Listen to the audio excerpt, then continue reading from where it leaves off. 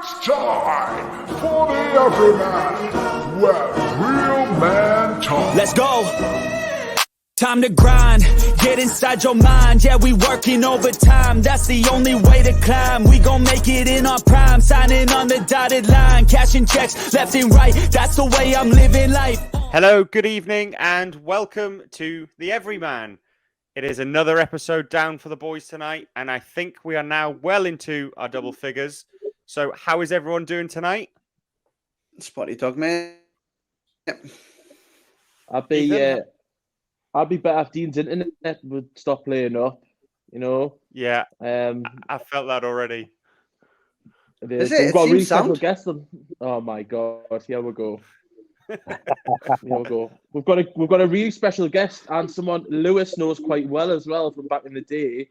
Can shed some light on some dark secrets, I hope. So I'm really excited for today's guest. You know, someone who's reached the top level. It's something that a lot of us aspire to do. I think a lot of young lads, especially when you're growing up, you want to be a professional athlete. I think that's one of the top two things, along with being an astronaut or a cowboy. It's what you want to be. So, yeah, I'm really looking forward to today's episode. And David, just before I let Lou go on the massive intro and list through all your accomplishments, I hear you're a football fan and you had something on this weekend.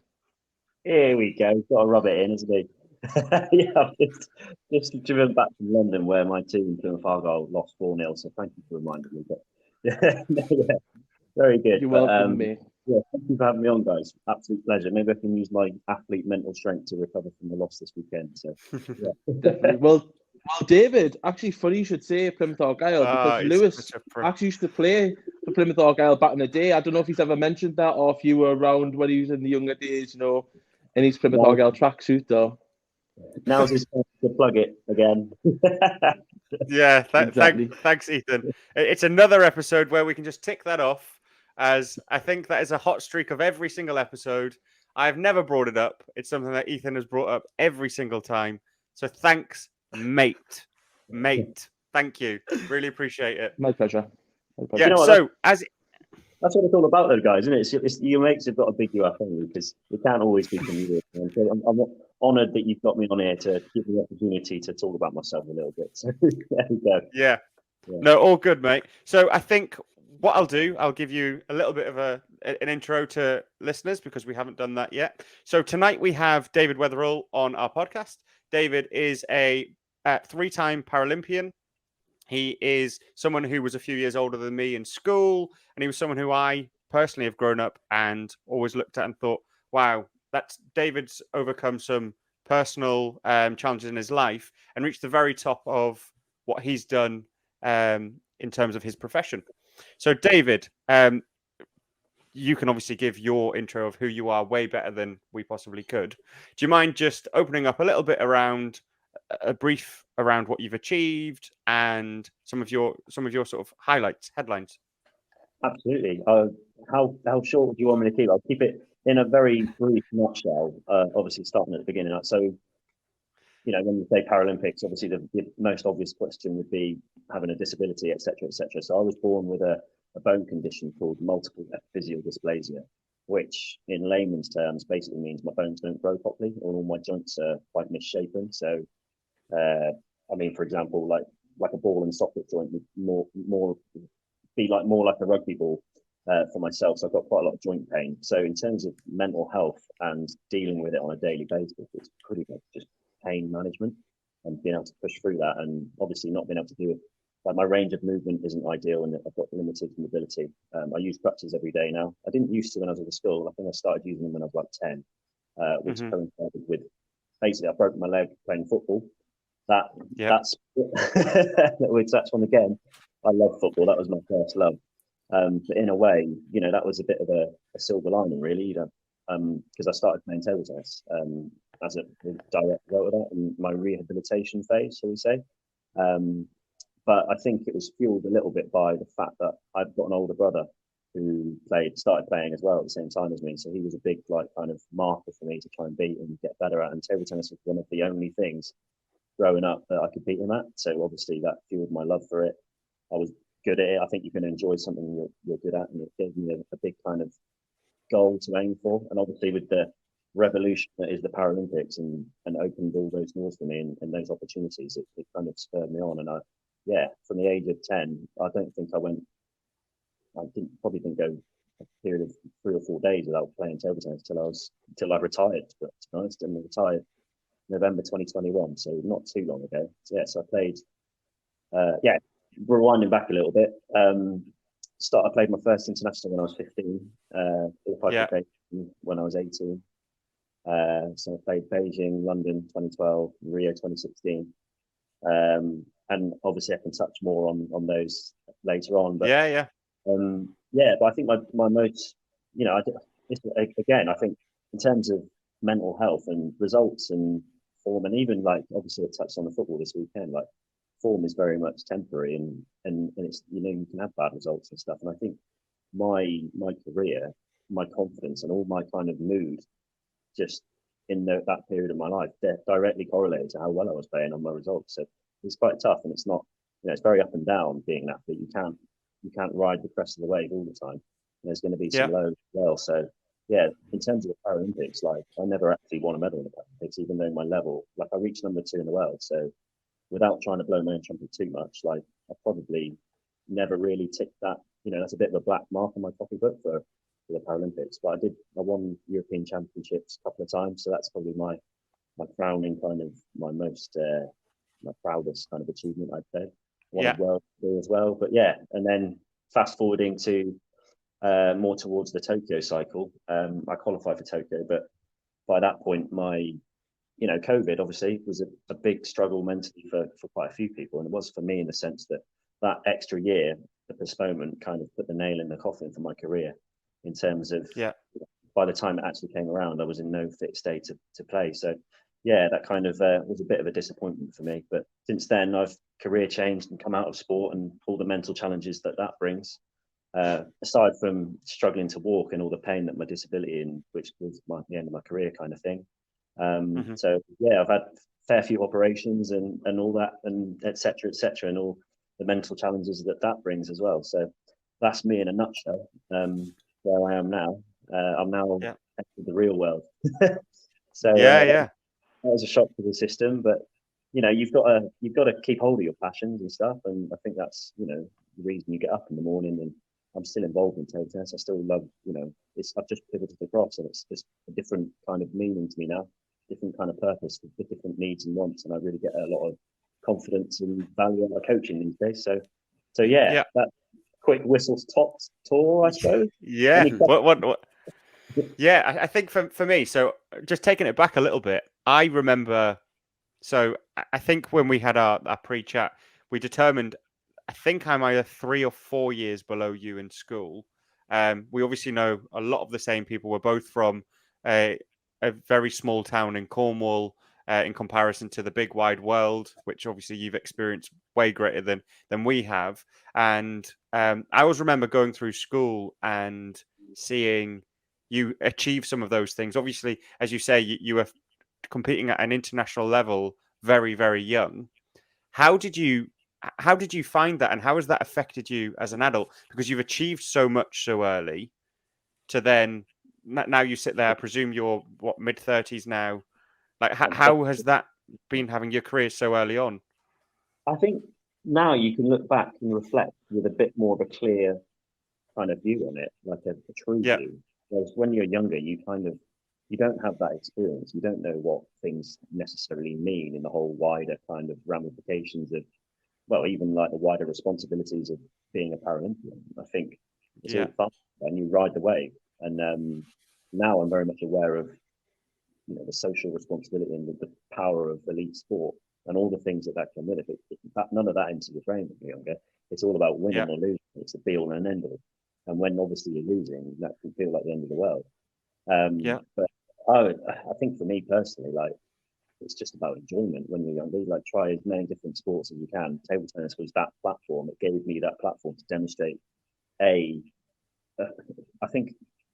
I mean, I'm going off on a tangent here, but it was all surrounding my disability. I wanted to prove myself. Like, I wanted to compete with my older brother. I wanted to be like certain strong and do all the things that maybe I couldn't I felt like I couldn't do, and I wanted to prove it. It was about proving that people were wrong, or proving myself wrong more than anything. Maybe I had a bit of a chip on my shoulder, and I think winning table tennis matches like filled me with so much confidence, gave me that identity.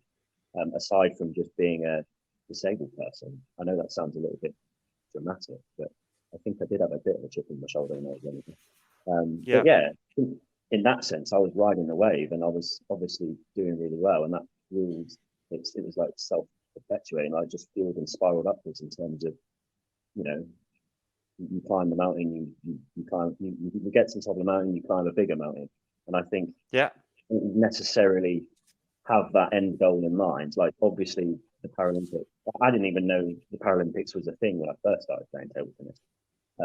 But then obviously when it became more of a thing and I started playing internationals, then boom, I was away. Like I was training like an animal every day, so dedicated. And I think it probably gave me that, you know, that motivation to do all those things. And if I take myself to like Beijing now, like I had absolutely no pressure on me whatsoever. Like when you're young, you don't have that experience. You obviously want to win, and I think I played amazing in Beijing when I was 18. Like at that time, obviously my level wasn't as good as it was when I was older, but I played above my level at that time. No nerves, no pressure, just enjoying myself. And then you're not really aware of the wider pressure or anything like that. So I think with a bit more experience comes a little bit more added pressure. And obviously, I love the quote. You know, you don't know how strong a tea bag is until you dip it in some hot water. And I think that little taste of Beijing was my hot water, and I realised that I absolutely loved it. Like I thrived upon it. And you know, just being in that kind of, you know, competing. I'm quite a competitive person. It makes me really like, and maybe that stems from having an older brother. You know, we always wanted to win at whatever that was, even academics or playing table tennis and whatnot. Sorry if I'm rambling on here, but yeah. No, it's super helpful. When I was younger. And it wasn't really till I got a bit older and the pressure, and like I was expected to win, that all the negative kind of things that are associated with big pressure situations started coming to my brain. And that's, you know, I mean, I can go on a little bit to London, and that was, you know, I didn't perform in London. Like that was, you know, I was a little bit injured as well, so I had a little bit of negativity creeping into my brain from the start, and I didn't deal with it very well. And that was alien to me. Like I'd never had that before, and that was a good thing. Looking back, that was a really good thing because it made me, you know, really felt I wasn't invincible, and I did have to work on the mental side of things, and I did have to like train my brain to become a little bit more resilient when things, you know, everything's easy when it's going right. Like even in life, like, when you feel good and everything's going right, and you get up in the morning. Like there might not even be a reason for it. Sometimes you have good days or bad days, and like it's just it's when things aren't going well that, you know, I hadn't had that before, and I'd never been able to learn how to deal with it. So it was London 2012 was a big period of, you know, good. You know, I learned a lot from that, and then. Yeah, you know, keeping on the theme of my table tennis career, Rio 2016, another 4 years on, I really worked hard, and I was a man then. Like I performed unbelievably well in Rio. Got a bit unlucky. I lost in the quarterfinals to the #1 seed. I had match point on him. Basically, I know you never say this, but I think that was the final, to be honest. So that was the big one. That 1 point was probably the best point I've ever played as well. And you know, sometimes you need a little bit of luck in life, don't you? Sometimes it just doesn't fall your way, and that's fine. You know, as long as you've done everything you can. I think, I mean, I can touch on a bit of sports psychology here. I know I'm going off on one, but I'll just ramble on. But I think having that mindset when I grew older, like about it's, you know, it's okay to just letting go of the outcome. You know, you just got to give it your all, win or lose. That's fine. Like I think if I kind of had that mindset a little bit when I was younger, I wouldn't have. It's like the stress management as well. I used to get so stressed before games, like, oh, you know, I really want to win this. Like, but if it's letting go of that being scared to fail kind of attitude, then you're kind of more likely not to fail, or more likely to succeed, shall I say? Like shot selection, like as long as it's reasoned and measured, sometimes you've got to go for a big shot, like that you've alluded to before, like. that's probably the right thing to do. It's like, you know, I use a little bit of a profanity here, but sometimes it is shit or bust. And as long as that's like the right thing to do at the right time, and it's reasoned and measured, and it's a calculated risk, then you're kind of more likely to pull it off. Whereas if it's just a shot in the dark, kind of, you know, if there's no reason for it, there's, you know, you probably should have played a bit safer or whatnot, and it was the wrong thing to do, then you're probably more likely to fail, if that makes sense. And I think I've tried to be a little bit more logical in my elder career. I used to feel a lot more emotionally and just, you know, and that's very up and down. Like if you felt good, you play good. If you felt bad, you play bad. And it's being able to be consistent with that and sticking to the process and stay logical with things, and that really helped my performance as I grew older. I just knew I could perform no matter how I felt. So I mean, any questions, I guess? Yeah, David, just for me, mate, I appreciate you opening up and sort of being quite frank there, because, you know, you've hit that level. I know you were saying, obviously, you got to number 2 in the world, and it's something that, you know, you should treasure and take pride in, because, you know, people would give so many hours. You know, there's a 10,000 hour rule. People, if you want to be a professional and master something, and you've obviously done the hard yards and you've got to where you want to be, and you're absolutely smashed it, mate. So you're, as Lewis always says, metaphorical cap off to you, pal. You have a cap on. You have a cap on. I have a cap on, but I've got a horrible hair for anyone watching. Just a quick. Again with his hair, isn't it? Yeah, at least it's better than Lewis's. By the way, David, I just want to say, Lewis has slipped it in several times that you are in fact older than him, despite the fact that he's aged like an avocado. So I just want to apologise, David. Thanks, mate. That you're also older than me as well, Ethan. By like a month. Is that older or not? I'm actually the youngest on the podcast, but I look the oldest. This is terrible. Exactly. So I want to apologise, David, because I've never had Lewis be so rude to a guest. I think he's just jealous, mate. So I'm sorry about that. But just taking it back to what you were saying before, mate. Did you mention coaching? So are you involved in the coaching side of things now? Yeah, absolutely. I mean, when I was playing, I was fairly selfish with my career. Like you have to be, in a way. You have to, you know, at the end of the day, it's an individual sport, and even in practice, you're practicing with people you're competing against. So it can be a bit of a strange atmosphere in a training hall sometimes. And I was very much selfish, all about me, and I wanted to improve for me. And if I was training with someone, you kind of mutually help each other out, and you at the end of the day, you're trying to improve yourself.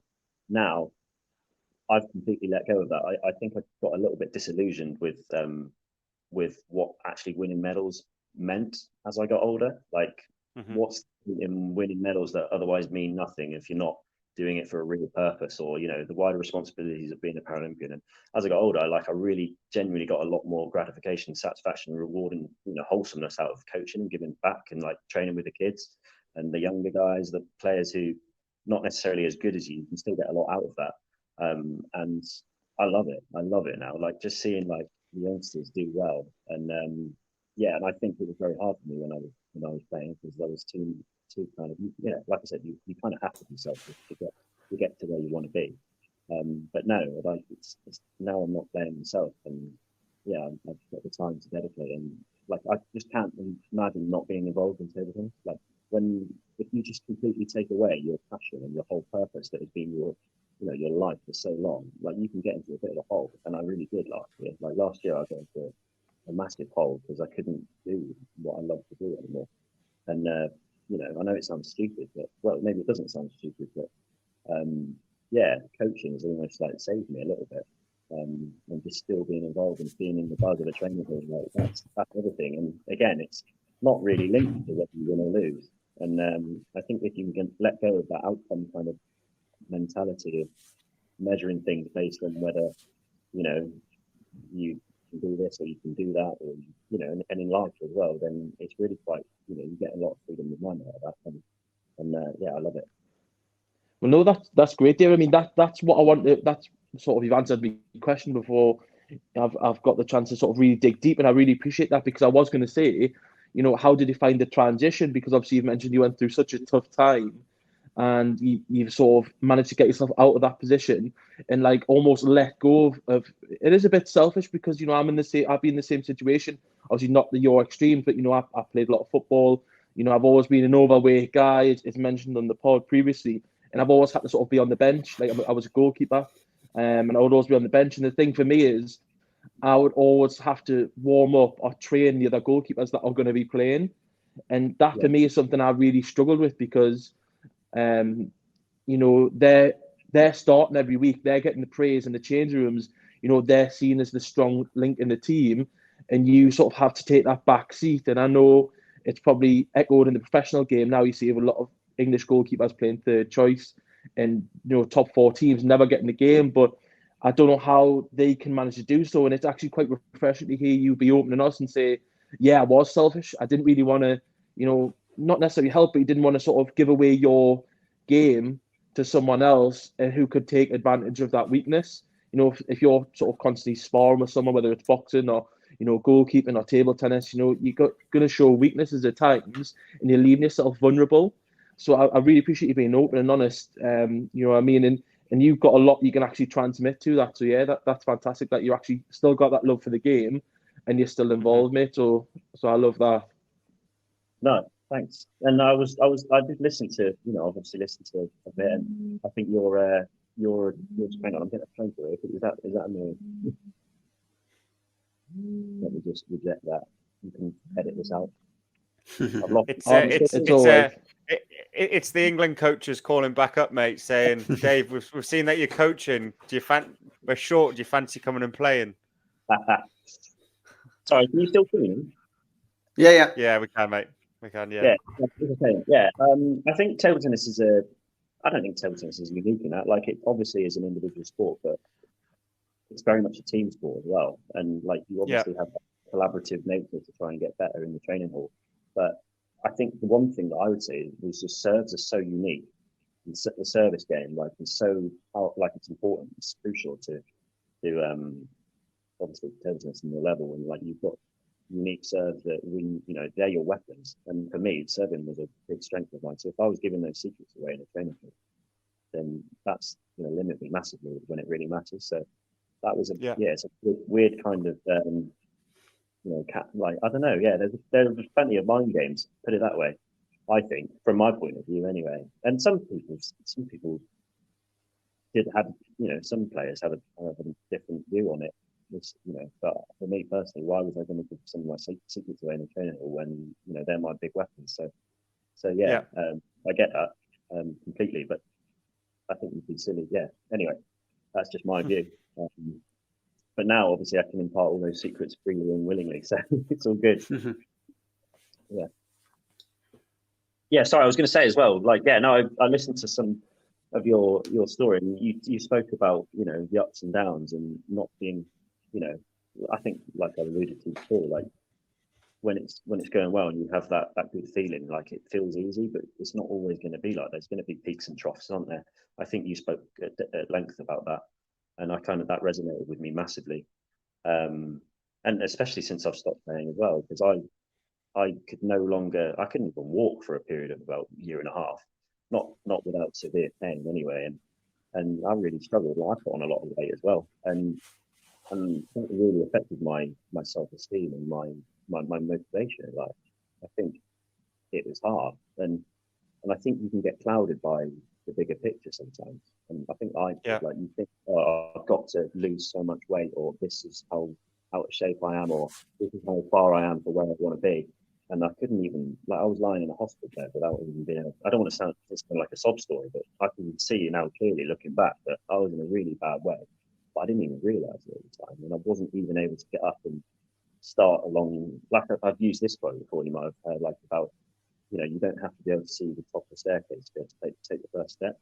And I live by now, and it's trusting the process and trusting that, this too shall pass, like that kind of thought. I know that's quite a widely used cliche, shall we say, but you've got to scrape the barrel sometimes, and it's when you're in the good times, it's reminding yourself that,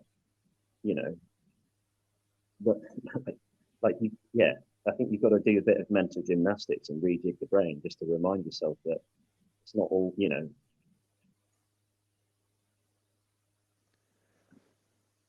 Oh, have we lost?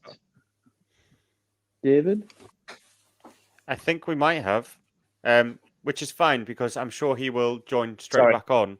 This We're still here. is we're still here. Great. Yeah. This is Sorry. this is one of the pros of, or the cons even, of doing a remote one. But no, I think there were some really good points there, David. And, Yeah, sorry, I'm rambling on. No. I think the biggest thing that I take from that, and it's something that we talk about generally, because obviously what our aim is to make sure men generally feel nothing's ever as bad as it seems, and nothing ever is as bad as it seems, and nothing ever is as probably as good as you feel either. Like you've got to try and find that because it's good for the moment, but then you don't want to get to that mountain and then feel actually what's next sort of thing. You know, So that's try a and skill. sit in that. Yeah, that is a real skill, just to try and It's a live in that skill. sort of middle ground. Just like see things clear. Like even when you're analysing your matches or analysing reality, you always clouded by confidence or by feeling bad, or it's always worse in your imagination than it is in reality. And on the flip side, like being able to, you might I don't know, tactics and stuff, you might think that this is really working, but it really isn't. And if you watch something back sometimes, you realize reality sometimes when, like, in your head, as you're playing, it looks completely different. Like that shot, for example, looks absolutely nothing like what I think it looks like in my head at the time. You sound nothing like what you think you sound like when with my voice now. If I listen to myself back, I'm sure it's the worst. What's that all about? It's the same with the brain and thoughts as well. It's exactly the same. So sorry to jump over you there, but no, it's all right. Dean, I think you had a question, mate. Just wanted to come back to what you were saying earlier about, when the times are bad, you play bad, and when you're feeling good, you play good. And I listened to your TED talk where you were touching on sort of, when you were feeling nervous, that it was a little bit more difficult. And it's something that I struggle with. Obviously, you've played at the sort of elite level. I play Sunday League.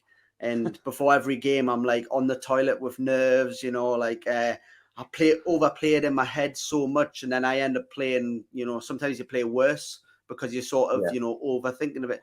And I know that you said that you were like that in some of the Olympics. And what sort of advice would you have to sort of just like, the standard man or anybody that sort of feels the same when they are sort of in that rut, Do you know, the thing with nerves is it really affects your like kind of physical, like you can have somatic anxiety, like you could your hands might sweat, you might get the shakes, which genuinely does affect your performance.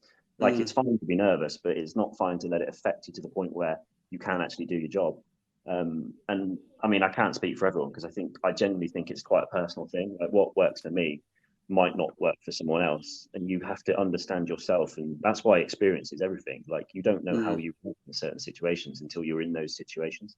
Going back to the teabag analogy, but like I think for me personally, like I recognize that I very much used to deal with nerves by having quite a defensive mindset, which I thought worked for me, but clearly it didn't. When I actually got put in the pressure cooker, it all went to, all crumbled down. And my defensive mindset was almost like tricking myself into thinking, it doesn't matter. It's only a game. It's table tennis. Why am I so nervous over this?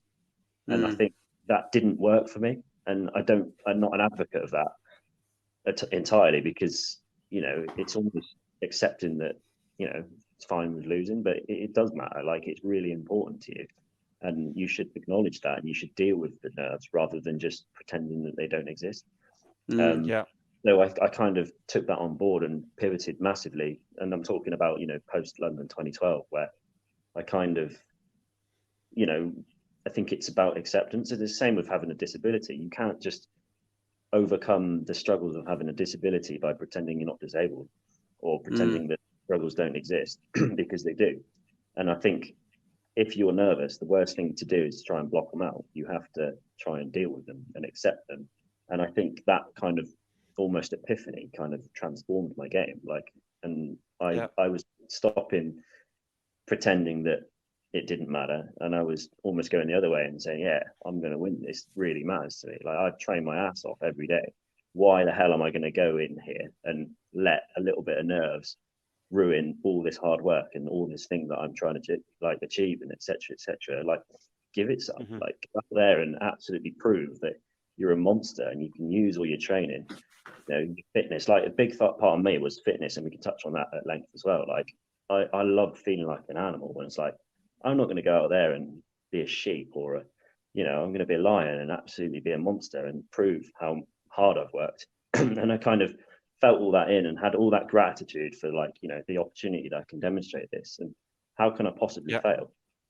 So I kind of completely flipped, and I think that's the mindset I tried to adopt. And I know I touched on it in my TED talk as well, like having perception and altering your perceptions, because really nerves and pressure and even on the flip side, confidence, then none of this exists. It's just a concept in your brain. Yeah. It's just like you're just attaching a certain amount of more importance or less importance on a situation, which makes you feel more or less nervous or more or less pressure. It doesn't actually exist. It's all in your brain.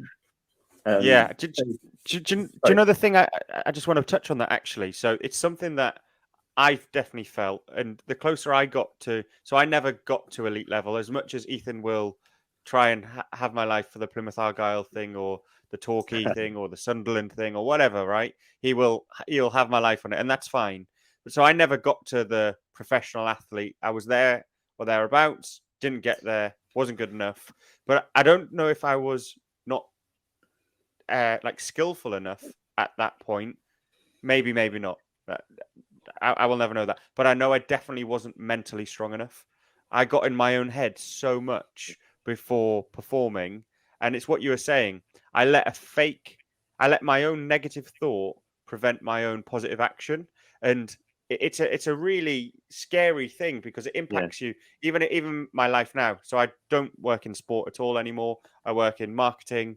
And even if I have to give a big presentation, I'm fearful of people not enjoying the presentation or not getting what I'm saying, not really understanding my message, versus putting all my effort, passion, energy into delivering the best sort of presentation or piece of work that I can do. Than you were before. Yeah, I'm definitely better now. So maybe you never got to the point where like I said, I never knew these things when I was younger.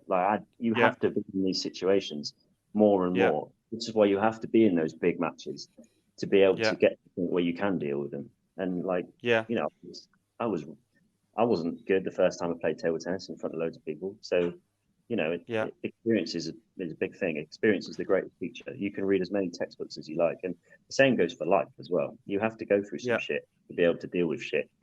Sorry for you can put them out, can't you? But no, mate, we can swear. No, we swear as much as we want. We do that. That's absolutely fine. The one thing I wanted to touch on that though, sorry, Ethan, I know you've got a question pending, is the thing that has allowed me to overcome that, and it's just something that may be useful for other people, and it is touching upon what you've just said there, is I feel 100 times more confident when I'm prepared. So if I'm giving a presentation and I haven't put the hours in or I haven't done the work and I really know my shit, then I'm way more nervous. But if I know my shit and I know whatever anyone's going to ask me, I know the answer, I'm infinitely less nervous. Just like when you say you put all the hard work in before performing. So you were turning up wanting to show, look, I've put the hard work in the gym. I've put the hard work in practice. So I'm going to show you all this great stuff that I can do. But if you had half-assed your training and maybe not put that same level of commitment in, your nervousness or your inability to get out of your own mind,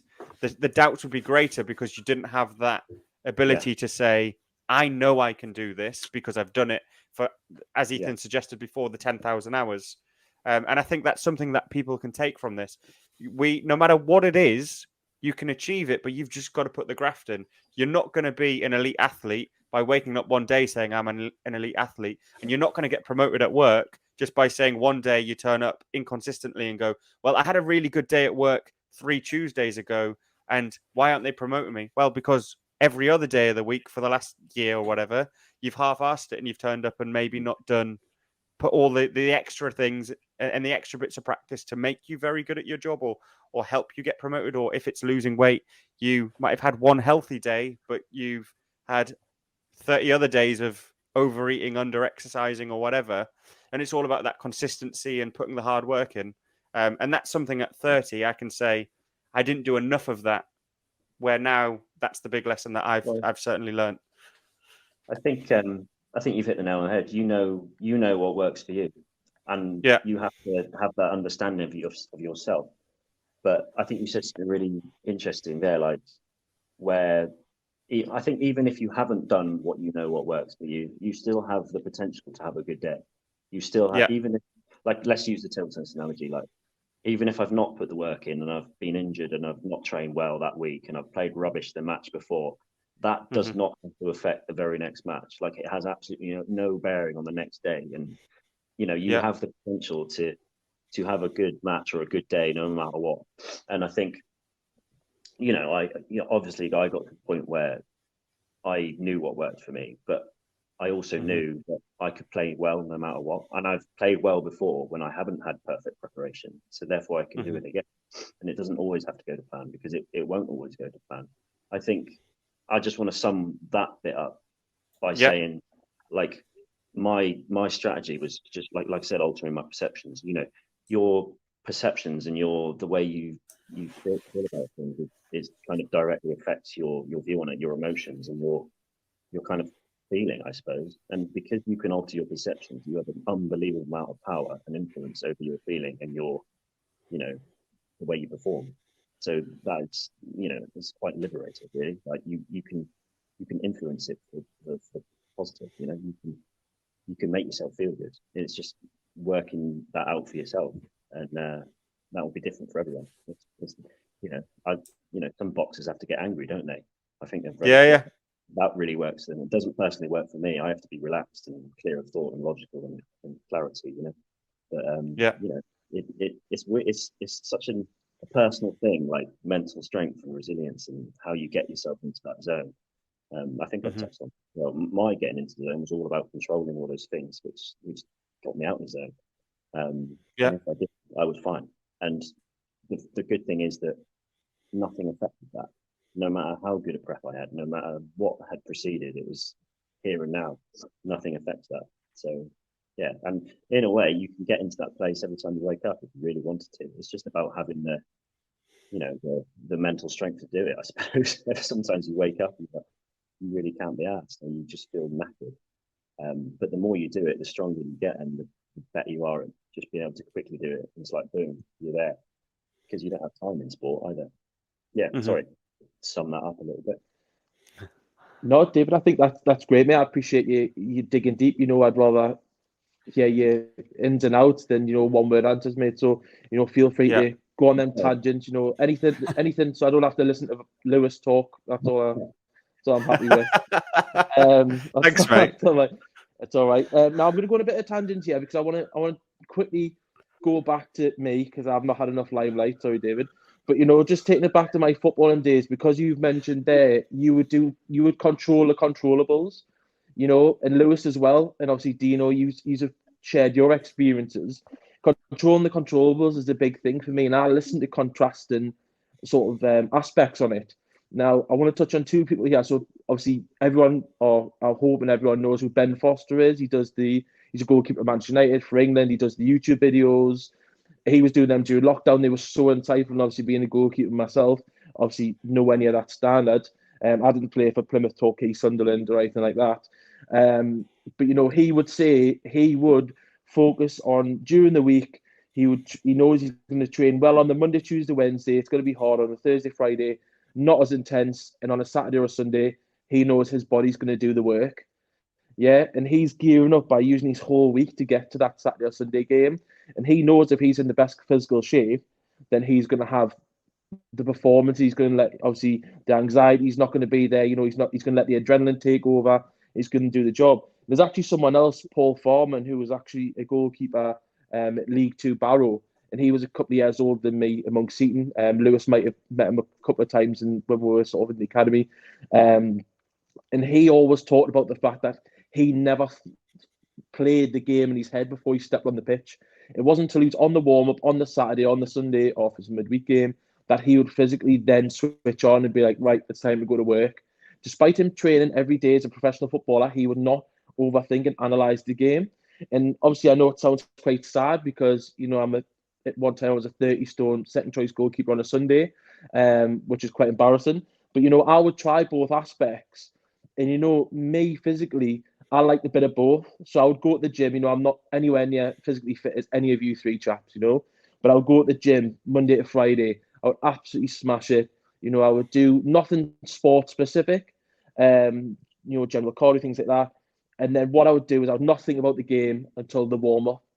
And you know what it would be? It would be a mix of both, and I would get through it. And I would always fake it until I make it. You know, having the confidence. You know, and Lewis and Dean will tell you this. A lot of the time, you know, people will try and put you down in sport, and I'm the most happiest person ever. You know, if someone asks me a question, I'll tell them I should be a League Two goalkeeper or play in the National League or Premier League. I should be, you know, because you've got to back yourself no matter what. You know, like I say, I'm 30 stone second choice goalkeeper on a Sunday. You know, I couldn't even get a game, you know, for 11 drunk lads on a Sunday morning. So that's how bad I am. But, you know, the fact that I was able to still have that conversation and still back myself, you know, you always back the winning horse. And whether that's, you know, yourself who's managed to get second, you know, in the world at your sport, which is a fantastic achievement, or whether it's a second choice on a Sunday. You know what I mean? You've got to have that mental drive and you've got to have that get up and go. Now, I know I've went around the houses there, Dave, but I want to deep dive a little bit. Now, feel free not to give away too many trade secrets. Do you have any tools mentally that sort of got you in the zone, or, you know, say if you're having a bit of a bad day, anything you would use that maybe other people could use, like I say, across the broad range of sports that got you out and got you in that position? I'm a big advocate of saying what comes to my brain, top of my head, because that's clearly the strongest feeling that I have. And when you were talking about that, it was, you know, it's my mates. Honestly, I can't understate how important a role my mates and my family and having that kind of life outside of table tennis, for example, it played a role. Like, because if table tennis was the be all and end all, then, you know, you're in a very bad place. I think, you know, that kind of attaches far too much importance. And I don't know, like, if I was relaxed, I would play good, and I was, you know, enjoying it and having a good time. And like sometimes when you're on the road and you're like in solitude and you're in a hotel room, you're living out the suitcase, you know, you're doing what you love, but it can be a lonely place. And being able to stay true to, you know, what actually matters in life and what's important to you really helped my table tennis. So like, who was the second guy you said? Not Ben Foster, but Paul Foreman, yeah, for Barrow, yeah. Being, you know, chill. That resonates with me big time. Like, yeah, again, it comes back to, like, okay, the Ben Foster thing. Like, what if Ben, like, that's a question. What if he didn't have a good week? What if he hadn't put the work in? Does that mean he's definitely going to have a bad game on Saturday? That's a bad place to be in my opinion. Because it's not always going to be good. You know, you're not always going to have a good week. You might have a few niggly injuries. You might, you know, it's not going to be perfect. And obviously, as athletes, you are perfectionists, but it's not always going to be perfect. And especially in the Paralympic world, for me, like, I was injured all the time. So I kind of got really good at dealing with, you know, it's okay. It's okay to be injured. It's okay to not be at 100%. You can still perform at your 100%. And there's a relative scale for everything. Whether you're number 2 in the world or playing on a Sunday, you can always perform at your best. No matter whether you're injured, no matter whether you've had a bad week or anything. And it's doing it in the moment and letting go of those, you know, those things. It's all noise, isn't it? That's just noise, which doesn't matter. That doesn't have to affect your performance at that particular time. And if you think of those things and you know, then it will affect your performance. And it's about turning the volume of that noise down. You can never turn it off, obviously, because it's there. But for me, my technique, yeah, was just my mates. Yeah, being there, knowing that there's people behind me, there's people willing me to do well, etc., etc.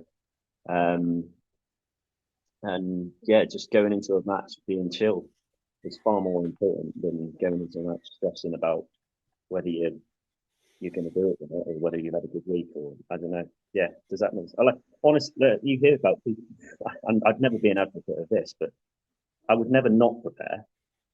But some of my best tournaments have been when I haven't been able to prepare because, I don't know, maybe you've had a delayed flight or something, you've not been able to get to the training hall when you've wanted to, and you just turn up because, you know, you just have to be chill. And I've got, you know, in my later career, I've realized that none of that really matters. What really matters is when it's love all and the referee says, you know, Dave to serve. Anything that proceeds does not have to affect how you perform. So I only got that in my later career, and it's even things like, you know, like with Lewis in your presentations. Like, Yeah. some of my best, like, if I prepare a presentation, I get stressed about what I'm going to say or what not. Yeah, you're right. Go terribly. Whereas if they say, "Oh, Dave, can you just say a few words here?" etc., etc. No preparation whatsoever. Wing it, just straight from the heart. Goes absolutely swimmingly. It's crazy, isn't it? So yeah, I don't know. That's just my ramblings based on what you've just said off the top of my head. But yeah, No, really chill. I suppose it's easier said than done, though, isn't it? Yeah. well, that's it, David. And what I mean, you've touched on a lot there, and I think this is why we started the pod, because not enough people have that comfort in themselves to sort of be around the friendship group. And like you say, it was so important for you to be in the zone, but be relaxed, not tensed up. And friendship is such a big thing. And the older we grow, it's quite sad. Unfortunately, I always promised myself that I wouldn't be this sort of guy. But as the older we go, the less and less we talk, the less and less we speak to our friends. We don't see our friends. I remember, Lewis is included in this, but my other pal Lewis and Kenzie, Haribo, things like that, we would see each other every weekend. I remember sometimes we'd go out on a Thursday, Friday, Saturday, Sunday, Monday. I'd see me pals more than I would see me mum on some weeks. And I absolutely loved every set. And I would never change a set because they're just fantastic people. And obviously, the older you get, people get girlfriends, have children, and you can't begrudge that. But it's such a difficult transition, especially if they are sort of a bit of a lifeline, like my friends were for me. Like, I don't have any brothers and sisters. My friends don't realize how important they are to me, and it actually upsets me if I don't see them. I am a bit of a needy friend. Should we go for a coffee? Can I come sit at yours and watch a football? I've got a friend who works away. He works away on the wind turbines. We call them windmills because he hates it, but he works on the wind turbines. And when he comes back, I just want to see him all the time. He's like, just leave us the fuck alone. I've been climbing windmills for 2 weeks. I don't want to see you every night. But he doesn't appreciate how much he means to me, and I wish I could show it. So it's really nice that you've got that friendship group. And just before I let Lewis talk, because he's itching, he's really mad that he's not spoken about 4 minutes. But a funny story, just to sum up my friends who I've just mentioned and bigged up there. I had a game once. I was only about 22, and I don't do well with crosses. Despite being a goalkeeper, I don't do well with crosses. And my best pals know this. Lewis knows this. Dean knows this. And I invited a couple of my pals, because I knew I was playing. It was the last game of the season. It was for the college. And I invited a couple of my pals, and Harry Kenzie, I think Lewis was there. And they stood behind the goal. And, there should be supportive friends. They should be like, go on, you can do this sort of thing. Instead, every time the opposition team got a corner, they were telling the person taking the corner to whip it under the crossbar because I'm shit for crosses. And they never, ever Can I guessed clarify? what happened. That's a different Lewis to me. That wasn't me. Yeah, that was that's a not different Lewis. That's not this Lewis. Yeah, it's not this Lewis. Yeah. And it resulted in them actually scoring from a corner at one point. Yeah. So It doesn't surprise me, mate. It doesn't surprise me.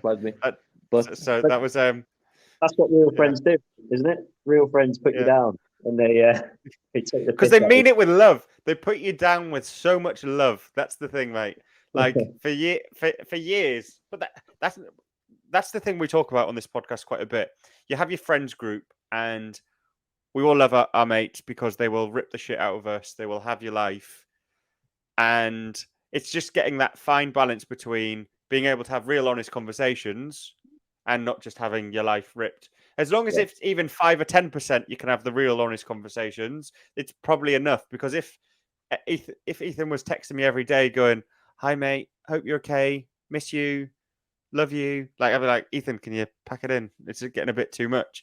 But if he says, "Lewis, do you know, I seen a short, bald bloke the other day, and he reminded me of you." Just like when we went to Dino's wedding recently, every person who was bald with a beard, it didn't matter if they were 6'6" or 4'4", every single one of them was me. And I know we've got Christian producing tonight, who's also a bald man with a beard, man on the second in on the left there, who was equally playing the same game, forgetting that he was bald too. Which was like, I have to put up with this all the time. And even the pre-chat before you came on, actually, Christian, which made Ethan laugh, declared that the only thing Lewis has good for him is that he's bald, which did make me laugh, to be fair. But I wouldn't change it for the world. That's what you want your mates to be able to do, is rip you a bit. It makes you feel good in a weird messed up Absolutely. way. It's like I love self-depreciating humor, and Yeah, like, me too. I get it with people who are short and disabled. Like my real mates are obviously close enough to rip me for that. But it's it's like making yourself unbreakable, really. Like Yeah, uninsultable. I don't know what the word is. You know what I mean? yeah. No, it works. They It hurt works, you, mate. and it's Yeah, there is sort of a like kind of a stronger, deeper kind of level to that with obviously being disabled. Like being disabled has never been an insecurity of mine because I really kind of own it. You have to own your insecurities because maybe growing up it was a bit of an insecurity of me, like of mine, like being short, having a disability. But yeah. once you kind of own it, like that can't possibly hurt you. So yeah, you own being Yeah. bold, mate. Absolutely I own. have to. I have to. Even though Job's doing me a favor with the sign is just above my head, actually. So if I sit like this, people maybe can't. Yeah, I still am bald. Thanks, Joby. You just keep doing me a favor. Turn your camera on, Job. Oh, he can't talk, can he? I forgot. Yeah. So, David, I think what would be really interesting. So, obviously, it's great to understand some real insight into terms of your career, some of the sort of challenges that you've had, both mentally and physically, around getting to the level that you got to. One thing that we talked about briefly before you coming on the podcast was then you hit sort of a crossroads in your life of one career was coming to an end, and then how do you transition from being an elite athlete but to the everyman? How do you go from having one career direction or one life direction, and then suddenly something changes in your life and you have to go in a different direction? So how did you go around that sort of transition from being an elite athlete to now what you're doing today, and but also maintaining that love of your life and doing things that make you feel fulfilled and all those Yeah, sorts of things? yeah. I think fundamentally it was tough. I'd be like, I think they always say. I was well aware that it was common for sex athletes to. I said ex-athletes there. That sounded a bit weird. Then, it's sex athletes. What Yeah. are they? That's just me, David. That's Don't worry. Ethan, that is, yeah. I'm the sex athlete, mate. Don't worry, David. Wait. His OnlyFans link is in the comments. Only Scrans, isn't it? OnlyFans? Only scrans. Only Yeah. Scrans. That's it. Yeah. All he Scrans. While naked. Oh. I've got photos of that and it's not great. Oh dear. I'll check the link out later. Yeah. Yeah. No, I was well aware that, it was. I was quite naive, I think, because I did a chemistry degree when I was 18, and I kind of squeezed that in before my table tennis career really kicked off. I did it in the cycle between Beijing and London when I was still young, and I could do all those things. Like, looking back, I don't know how I managed to do a degree and train full time and all those things. Like, I'd never slept, and I think you can do that when you're younger, and obviously live a uni lifestyle as well to some extent within reason. Tried my best anyway, but having a degree, I was a bit naive in the sense that I thought, I'll be fine. Like, I don't need to really consider my later career until cross that bridge when it comes to it, kind of thing. I'll be all right. And nothing could have prepared me for that period. Like, I was lost. I no longer had a reason to get out of bed. Like, I couldn't even get out of bed to start with, let alone even if I wanted to. Like, I didn't know what I would. I didn't know where I was going. No direction, no purpose. It's like belonging as well. When you're in a team, a really high elite performance like environment, you have such an unbelievable sense of belonging and purpose and something to aim for. And it's easy to get out of bed at 5 a.m. and go and smash your body to bits. Like, it's so easy.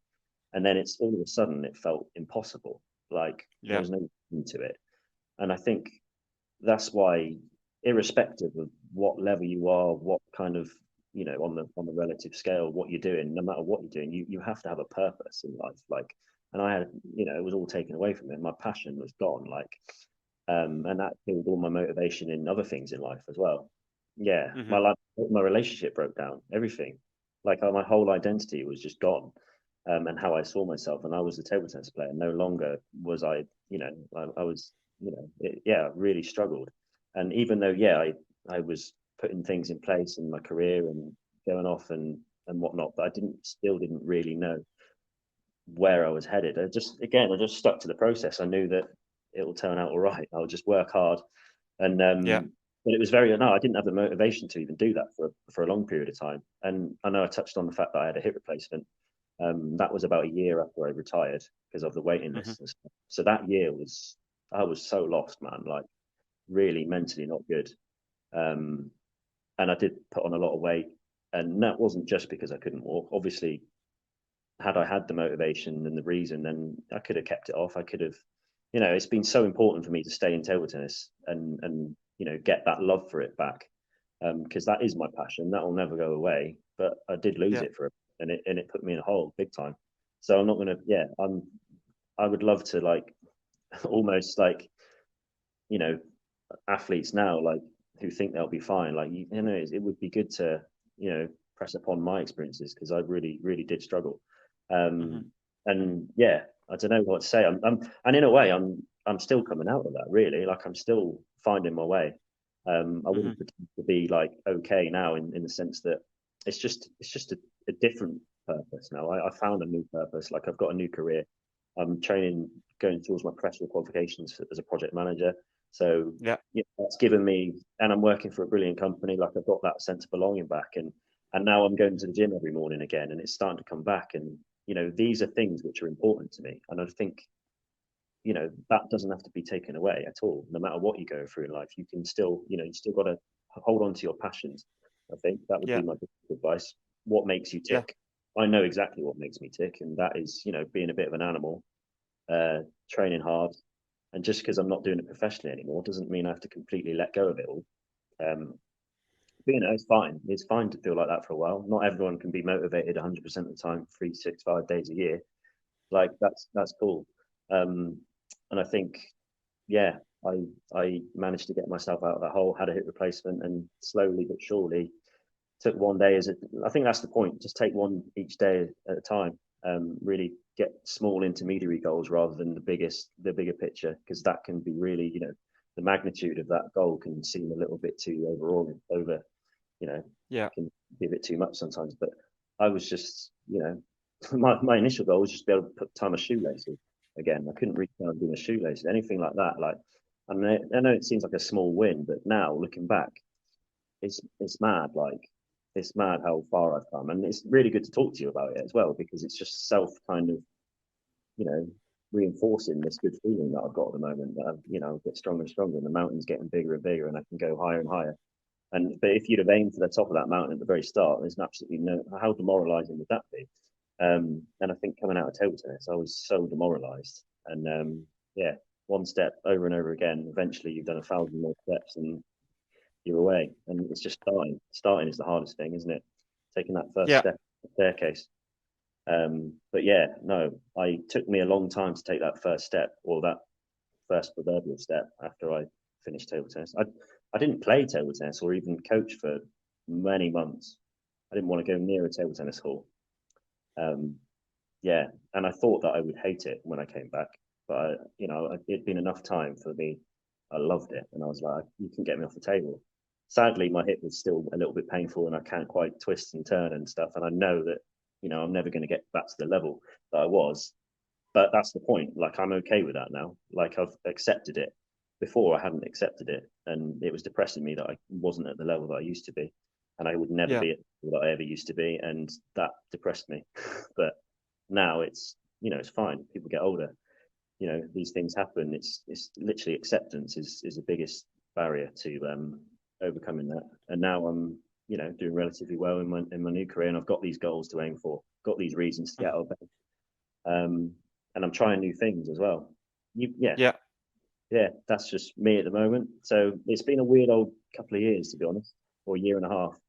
But I think I'm out the other side now. So if I can help any other people who are going through similar kind of transitions, and it doesn't have to be athlete to whatever transition. It could be military, could be anyone who's career change. There's loads of things that we can all probably resonate with that in mind. Any kind of change. I think, like, you see it with people who this is why I think I was born with my disability, and I had an Yeah. uncomfortable growth period of about, obviously adolescent years are a big time of, understanding yourself and accepting my disability and who I was. That took place over a period of, 20 years. If you have an injury through trauma or, accident, God forbid, it happens, you have to go through that growth instantly. And that's nigh on impossible. You can't do that. It takes time. So yeah, man, it's difficult. And I mean, we always got told, I said, like I said, I've had a lot of a lot of support through sports psychology.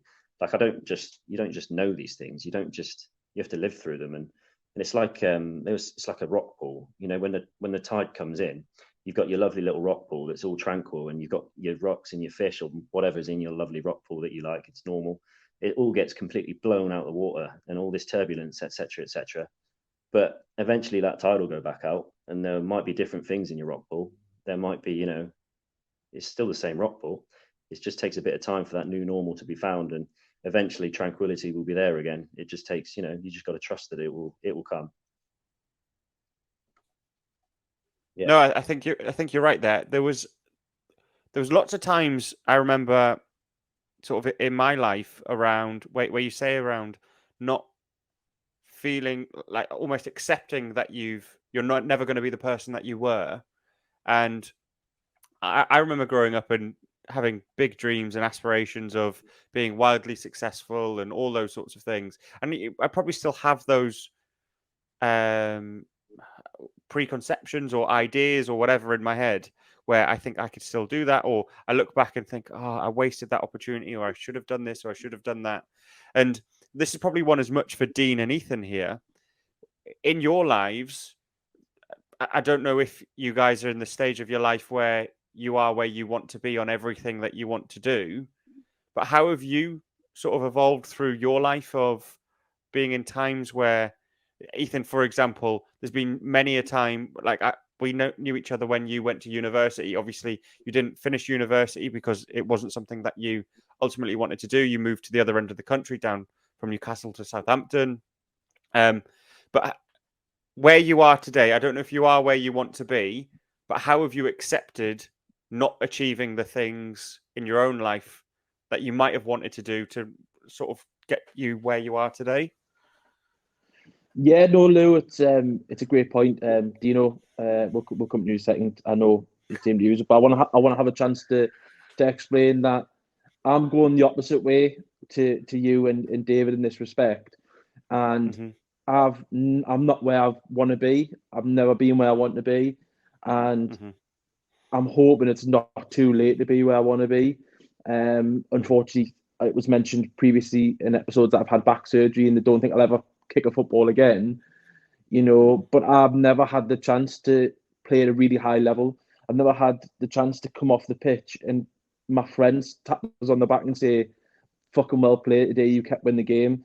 I've not got those war stories. I know I take the piss out of Lewis for playing those days, but he's had something in the footballing world. And David, I know you've obviously in other avenues, obviously table tennis being the big one, you've had the chance to taste that glory and to taste what it's like to be at the top. And I've not done that. And I'm quite sad that I'm now sort of 30. I've still not done it. And in my personal life as well, it's actually with my weight. So I've actually never, ever been skinny. I've been a bit slender. I think 18 stone maybe was the lightest I've been. And that was when I was born. But my poor mum, she's going to hate that joke. But for me personally, I want to be skinny. I want to be lean, and I know now there's going to be a cost with it as well.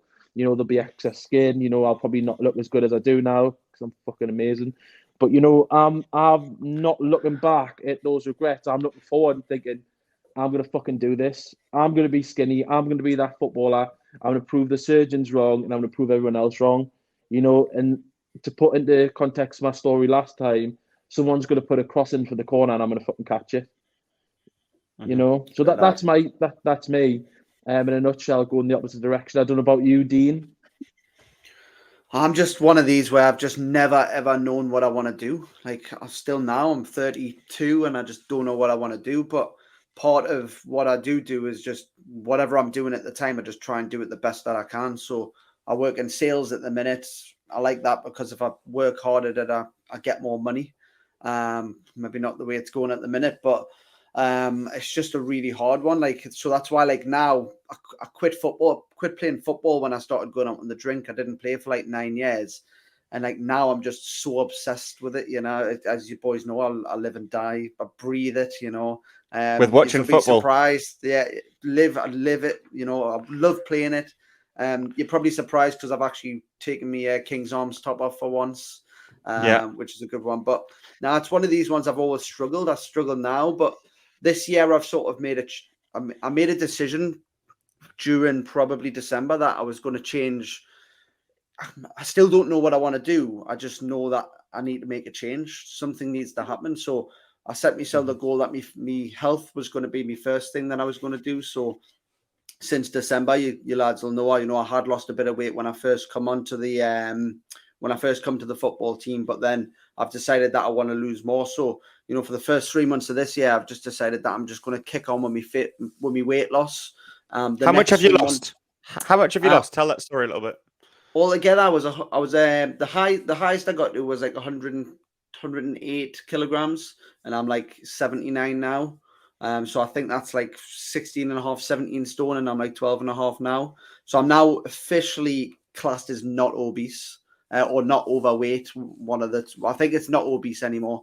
So the next one I really want to push on. I'm trying to push on with like just building a bit of muscle. So that's me next thing. But I've started getting up early in the mornings. I'm working on that. I'm going for runs. Like if you spoke to me 4 months ago, November, running wasn't a thing. Getting up early wasn't a thing. On my days off, I was getting up 2 o'clock in the afternoon, you know, and in summer when it was light.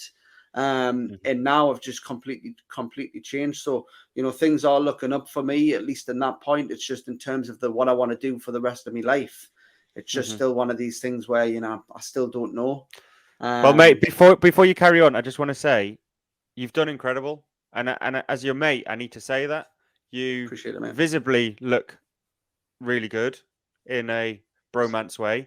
But hearing your passion when you're talking about the changes that you've made in your life, I think that's like you can hear it. You sound super motivated, and for me, who's not in the best health place that I've ever been for quite a while, it's a motivation for me to get myself back in half decent shape and try and sort of follow your lead, because as one of like my mates, I feel if you're doing it, then I could do it, and I should probably be doing more too, because it's so easy to fall into that sort of rut, isn't it?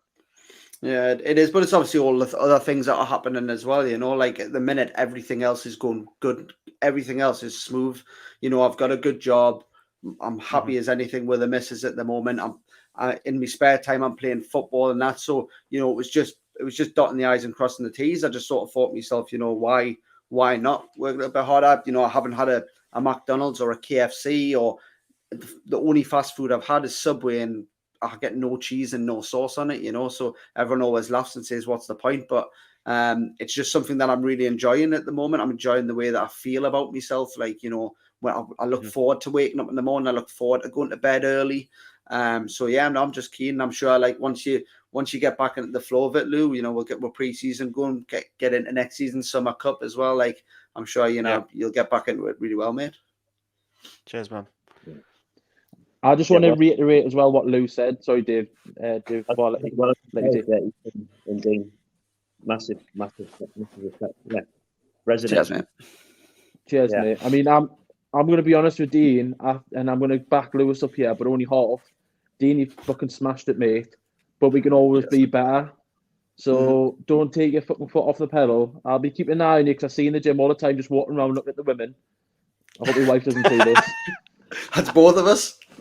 But you know, I'm proud of you, mate, and just keep it going, right? Because I don't want you to fall back into old habits. And if you need anything, I'm going to probably do the same. You know, if I have a burger in my hand, I might text you and say, "Come slap this burger up my hand, Dean." So do the same for me, Reece.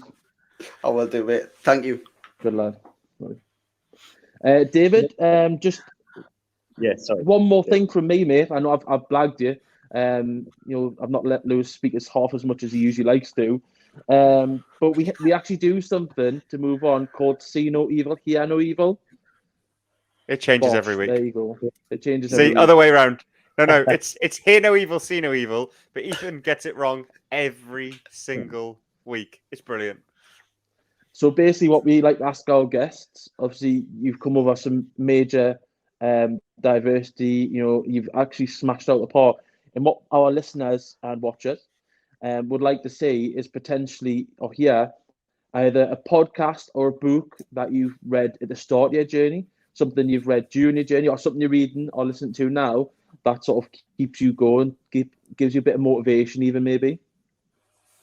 Again, top of my head, because clearly that's the most powerful feeling for me at the moment. But I've read a book recently called The Tao of Pooh. I don't know if you've heard of it. It's basically Winnie the Pooh stories, but with very real, kind of told in the way of Taoism and like almost, I think it's no secret. I've told Lewis quite a bit. I love Stoicism. Like I follow Stoic quotes and like Marcus Aurelius and meditations, like all that kind of thing. I love it. It kind of a lot of parallels with sport and life and just being a good person. I think that's what life's all about. If you can be a good person, then nothing else matters. Do the right thing. Nothing else matters at all. Some of the strongest people in the world and the most resilient are the ones who are, probably to everyone else are the ones in the worst situations or deemed to be the worst situations. So, and that's no coincidence. And, Taoism, Stoicism is a not a coping mechanism, but that mindset and that way of thinking, it's just a way of thinking, isn't it? And being, it's just being rather than, or being epitomizes what, just being. It's just, so the Tao of Pooh, Winnie the Pooh story is told with a Taoist twist. Give it I did not expect that. I have to be honest. I didn't expect that. I'm not gonna lie. But yeah, definitely worth a read. 89 pence on Amazon. Yeah, is it? I've just ordered it. To be fair, Dean orders every single book that has been recommended. So fair play, Dean. It's a very easy read actually as well. Even if you can dip into it. It's not heavy or anything, because some of these inspirational, motivational, these books can be quite heavy to read, and it's just easy, and it just goes in. There's loads of little snippets of absolute wisdom and gems. So I love it. Yeah, that was. I've probably got loads more, but that's what came to my head because it's fresh in my memory. I appreciate it, David. Thank you very much. I would like to also actually ask you and go off topic another question, because you are an athlete, and you've hit levels that we couldn't possibly dream of. Now, something I'm quite big into as well is sort of supplements, ice therapy, heat therapy, things like that. And I just want to know if you, whether it's now, when you sort of playing back in the day, just to expand on here, I know you've seen it, were you supplementing anything like glucosamine sulfate? I know you've obviously mentioned injuries. Were you doing ice therapy? It's quite a broad spectrum, but is there anything you could shed a bit of light on for any of our listeners or watchers? Like I said, I was a perfectionist. If 1% gains, you with small margins in sport, you can talk all day long about that. But if you're almost missing a trick if you're not hunting those 1%. So I was on. I like casein protein, like recovery. So it's all about recovery, not necessarily, growth or anything, because you're in good shape as an athlete. You don't need to get bigger and stronger. Hopefully, you're at your absolute peak anyway. For me, it was all about recovering and being able to go in, day out consistently.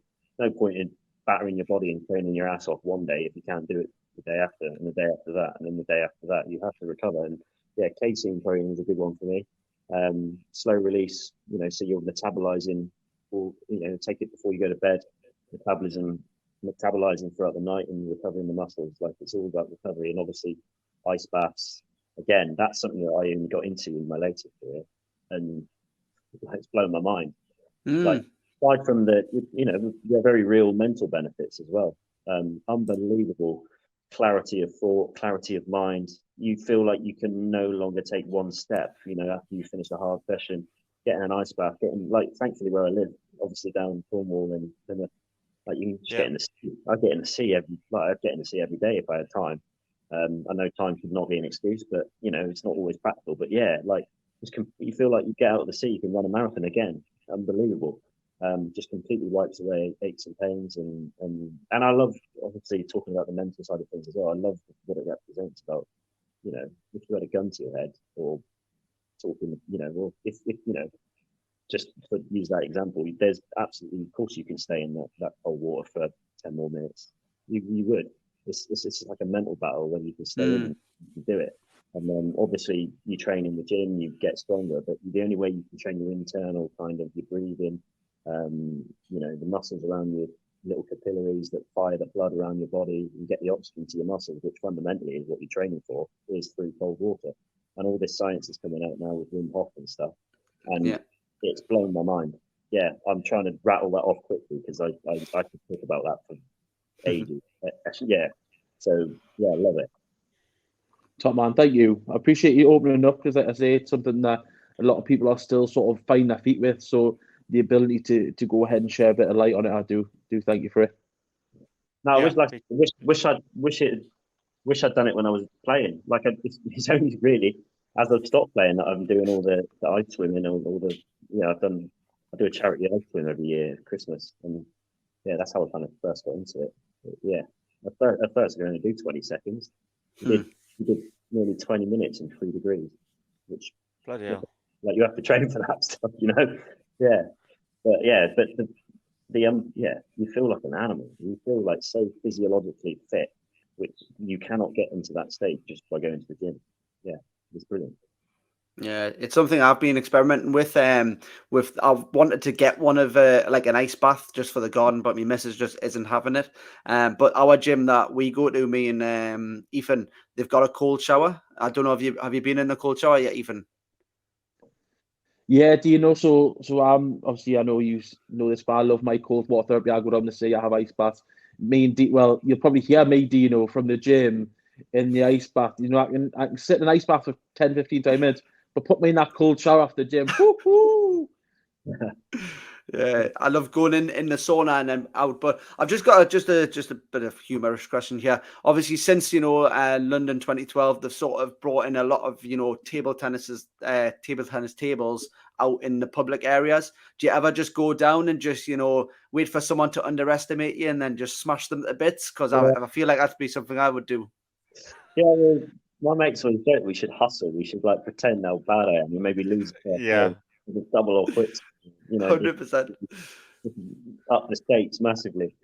Yeah, maybe that could be a business idea at some point. Still not it. But yeah, there's like ping pong bars and all these kind of things. And I don't know.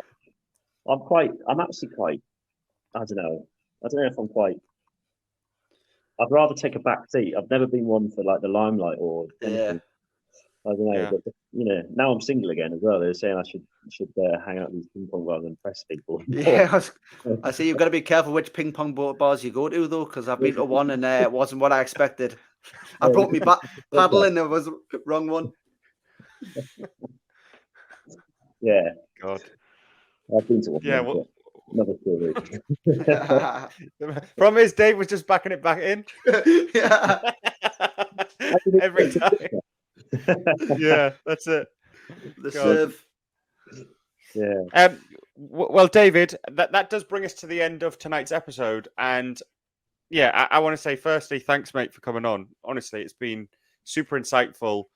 You're the first elite athlete we've had on, and to be able to pick your brains and understand some of the challenges you've been through, understand equally how transferable some of those experiences and lessons are for the everyday man. I think we've all taken something away from it today.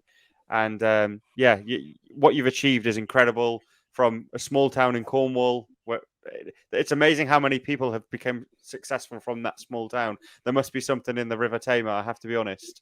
But yeah, what an incredible guest, David. And honestly, so grateful that you did come on and speak to us tonight, mate. No, thanks. Thank you. Yeah, I feel like I need to give some profound, like, summing up words or anything, but I just want to give you the opportunity. And I could actually, but just what resonates with me, like amongst the three of you and four of you, including, is just it's like exercise and fitness. Like that's what saved me, really. Like I think having that goal, that aim for that, once you know which direction you're headed, then that wind can be favourable. Whereas if you don't know the direction you're heading, and no wind is favourable.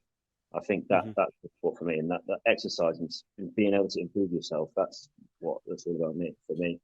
And it's only really in that pain cave, that weird kind of euphoric state of, hanging out your asshole, shall we say, similar to like being freezing in the sea, that you get that euphoric state of, clarity of mind and being able to think straight. And some of my best thoughts and ideas and good feeling come when I'm absolutely dying from exercise. So keep it up, and I'm sure you'll find a place where you're headed, and all your goals and your dreams will become clear, and you can just go out and attack them. So yeah, that's kind of where I'm at the moment. Just keep it going. But there we go. There's my profound little summation. Thank you, guys. Absolute pleasure. Top man, David. Thank you. Cheers Brilliant. for coming, mate. Appreciate Cheers. it. Thanks, Cheers. mate. Cheers. Well, gents, we just had David on there. What an episode that was. What's your thoughts? Ethan, go on. All right, cheers. David was absolutely tremendous. What a guest, by the way. The fact that he opened up as well so much, especially it being such high level athlete, you don't really get that brutal honesty. So take my hat off him, as Lewis says, take your hat off, show me what you're born in. He also made me appreciate how much I love my pals, you know what I mean? This Lewis, obviously Dean, Chris, but obviously my pals that I've grew up with, other Lewis, Haribo, Kenzie, Hoogie, Matty, all of them. Ryan, Rob, people who've really made positive impacts in my life and continue to do so today, and their families as well. I wouldn't be here without them. So the fact that David expressed that and that they get him through his daughter's time is similar to me as well. So I can really relate. What about you, Dino?